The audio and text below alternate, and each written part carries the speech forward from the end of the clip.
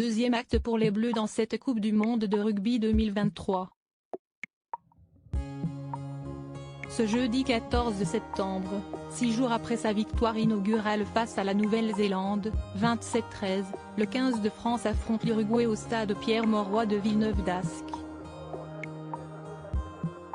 Aucun doute, les supporters pourront entendre dans les tribunes une chanson qui n'est pas inconnue du grand public, Dans les yeux d'Émilie de Joe Dassin. Ce titre, sorti en 1978, résonne dans les tribunes des supporters du 15 de France.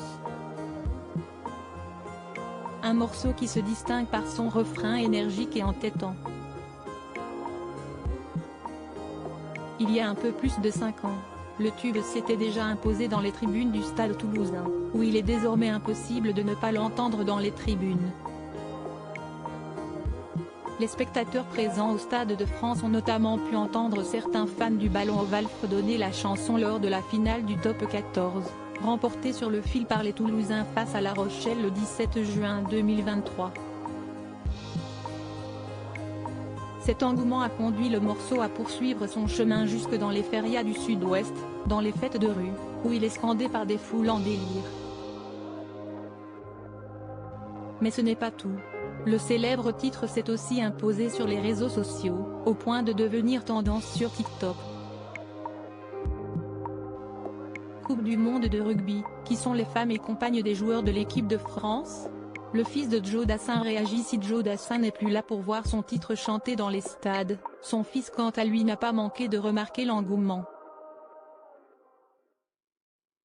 Julien Dassin, le deuxième enfant de Joe Dassin, se réjouit d'assister à ce regain de popularité du titre de son défunt père. Interviewé par Le Parisien pour leur édition du mercredi 13 septembre, le frère de Jonathan Dassin s'est dit fier et bluffé de voir que ce titre marque encore les gens tant d'années après. On est tout tombé des nues devant cet engouement, devant ces images délirantes de minots de 20 ans qui se déchaînent sur cette chanson. C'est comme si le titre était neuf, a poursuivi celui qui a sorti en 2012 l'album hommage à son père Monsieur Montand.